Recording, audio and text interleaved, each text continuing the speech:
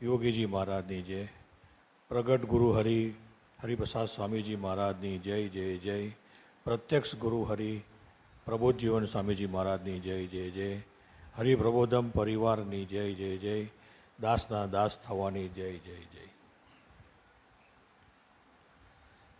આજે ખૂબ સરસ મજાના વિષય ઉપર સ્વાધ્યાય કરવાની તક મળી. વિષય તો ખૂબ ગહન છે.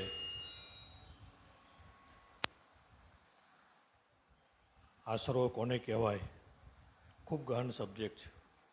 ભગવાન સ્વામિનારાયણ વચનામૃતમાં, પુરુષોત્તમ બોલ્યા પ્રીતિમાં, ગુણાધન સ્વામીની વાતોમાં ઘણી બધી જગ્યાએ આપણને આશરો કોને કહેવાય એ સમજાવ્યું છે. એ બધાનું મનન ચિંતન કરતાં કરતાં એક નાનકડો વિચાર એટલો જ ભગવાને આપ્યો અને પ્રભુ સ્વામી પ્રેર્યો કે આ દુનિયામાં દરેક જીવ ઉપર કાળ, કર્મ અને માયાનો કાયદો ચાલે છે. કાળ, કર્મ, માયાના કાયદાને આધીન આધિ વ્યાધિ અને ઉપાધિ એ આપણા જીવનમાં એનો પ્રતાપ બતાવે છે. પણ મારી ઉપર કાળ, કર્મ, માયાનો કાયદો ચાલતો નથી, કારણ કે હું સનાથ છું. આ પુરુષોની ગોદમાં આપણે બેઠા છીએ તો એ કાળ, કર્મ, માયાનો કાયદો મારી ઉપર ચાલતો નથી એવું માની નિષ્ઠા દ્રઢ કરી અખંડ આનંદમાં રહેવું, એનું નામ આશરો કહેવાય. એવા આશરામાં આપણે બધા છીએ અને જઈ રહ્યું છું. આજે તો આપણી વચ્ચે મારા ગ્રહસ્થ પણ સાધુ એવા માવતર અશોકભાઈ પધાર્યા છે, એટલે મારે તો કંઈ વાત કરવાની હોય નહીં, એમનો જ લાભ લેવાનો હોય. પણ નાનકડા એક બે પ્રસંગો કહીને મારી સેવા પૂરી કરું.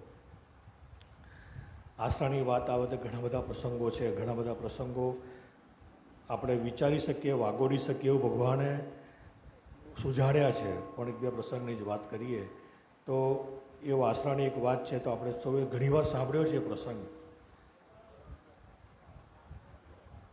આપણા ન્યૂઝીલેન્ડ મંડળમાં તાના માવતર સમાન રમેશભાઈ મૈસુરિયા છે, જે 1996માં ન્યૂઝીલેન્ડની ધરતી પર ગયા. સ્વામીજીની કૃપાથી ધીમે ધીમે સરસ રીતે સેટલ થઈ ગયા. પોતાનું હાઉસ લીધું, પોતાનું સ્ટોર કર્યો, બધું જ કર્યું, બધું ચાલતું હતું. પણ જીવનમાં કોઈ પ્રસંગો બન્યા અને એની હાવ એમને બધું જ વેચી દેવું પડ્યું. સ્ટોર પણ વેચી દીધો, હાઉસ પણ વેચી દીધું અને પોતાનું હાઉસ વેચીને પોતાના હાઉસમાં જ એ ભાડે રહેવા જતા રહ્યા. એવી પરિસ્થિતિ નિર્માણ થઈ. તેવી જ સમયે ન્યૂઝીલેન્ડની ધરતી ઉપર બીજા એક આપણા સ્વામિનારાયણ સંપ્રદાયમાં એક ડૉક્ટર હતા, જે આખા એ જે સંપ્રદાય છે આપણો સ્વામિનારાયણનો પણ બીજો ફિરકો, એનું બધું જે સંચાલન કરતા હતા. અને એ રમેશભાઈને સાહેબ ઓળખતા હતા. ને એમને રમેશભાઈને ખબર પડી એમને કે રમેશભાઈને આ બધું વેચીને હવે ભાડાના મકાનમાં રહેવા ગયા છે. એટલે એક દિવસ પોતાને ત્યાં મળવા બોલાવ્યા અને બોલાવીને વાત કરી કે રમેશભાઈ, તમારા જીવનમાં આવું બધું બન્યું, મને ખબર પડી છે, પણ કે હું તમને એક ઓફર આપું છું કે તમે એ કંઠી કાઢી અને અમારા ગુરુની કંઠી પહેરી લો, અને જો તમે એવું કરશો તો તમને રહેવાનું ઘર પણ આપીશું, તમને તમારો બિઝનેસ પણ સેટ કરી દઈશું અને તમે જે કહેશો બધું તમને આપશું, પણ તમારા હાથથી હવે અમારું કામ કરવાનું. ને ત્યારે રમેશભાઈએ એમને એક જ લીટીમાં જવાબ આપ્યો, અને એ જવાબ આપણે સૌએ આશરા માટે દ્રઢ કરવાનો છે. રમેશભાઈ એટલું જ કહ્યું કે ભલે મારું બધું વેચાઈ ગયું, પણ મેં મારા બાપ હરિપ્રસાદ સ્વામીને હજુ વેચ્યા નથી. એ જ્યાં સુધી છે ત્યાં સુધી તમે આવો ફરીવાર મને વાત ના કરતા. હું ગમે તે થઈ જશે, પણ હું હરિપ્રસાદ સ્વામીને ક્યારે છોડવાનો નથી. આ છે આશરાની વાત. આપણે ઘણા બધા હમણાં 2-3 દિવસથી રમણ ભગત આપણા વડીલની રીલ ચાલી રહી છે, આપણે જોઈ છે, એ બી એક આશરાનું દૃષ્ટાંત છે. બીજું વહેલા સથવારણી પણ આવે છે, પણ એક આશરાનું છે. પણ એ બધી વાતો ન કરતાં એક છેલ્લો પ્રસંગ ગુરુહરિનો વાત કરું.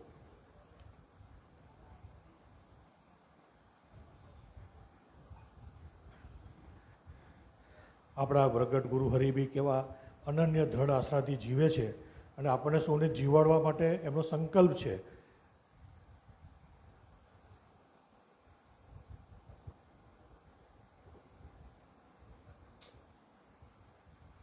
આપણે છેલ્લા 3-4 વર્ષથી ઘણી બધી લીગાલિટીથી પસાર થઈ રહ્યા છે. એ લીગલ સેવા કરવાની એક તક ગુરુહરિ કૃપા કરીને આપી છે. અમે એક નાનકડો પ્રસંગ મને પોતાને મારે સાથે બનેલો પ્રસંગ મને કહેવાનું મન થાય છે કે એ લીગાલિટીની અંદર સામે પક્ષે છેલ્લા 40 વર્ષથી ગુજરાતમાં first number, second number, third number ઘણા એવા લોયર એ કેસ લડી રહ્યા હતા અને એમણે લડતા પોતાની બધી જ તાકાત અજમાઈ લીધી, પોતાનું બધું જ સામ દામ દંડ ભેદ બધું જ અજમાઈ લીધું. સાથી કે પોતે આજે 20 થી 21 લો કોલેજના એ ટ્રસ્ટી છે. એટલે આપણે સમજી શકીએ કે લો કોલેજના ટ્રસ્ટી હોય તો બધા જે પણ લોયરો બહાર પડે એમાંથી કોઈ જજ થાય કે જે થાય પણ બધા એમના ટચમાં જ હોય. પછી એમણે બધું જ અપનાવી લીધું, છતાં એમને એવું લાગ્યું કે આ પુરુષ ખૂબ જુદા છે. એમની આગળ કશું જ મારી કોઈ આવડત, મારું શાણપાણ કશું જ ચાલતું નથી. એટલે એમણે પોતે સામેથી એ બધા કેસોમાંથી પોતાનું વકીલનામું રદ કરીને પોતે એમાંથી નીકળી ગયા, બહાર નીકળી ગયા. અને એ નીકળી ગયા પછી એમની જગ્યાએ નવા વકીલ આવ્યા જે સુરતના હતા. એટલે સુરતથી એક જુનિયર વકીલ એ સિનિયર વકીલને લઈને આવ્યા હતા. અમે બી કોર્ટમાં ગયા હતા. તો એ જુનિયર વકીલ મને ઓળખતા હતા એટલે ઓળખાણ કરાઈ કે અમારા સિનિયર વકીલ હવે બધા કેસો આ લડશે. તો ભલે અમને વાંધો નથી. એટલે પેલા સિનિયર વકીલે એમનો રૂઆ બતાવવા મને કે એક વસ્તુ નોંધી લો જ્યાં નોંધી હોય ત્યાં. 15 દિવસમાં હું એવીડી ખાલી કરાવીને રહીશ. જોઈ લેજો તમે, એવીડી તમારે ખાલી કરવું પડશે 15 દિવસમાં.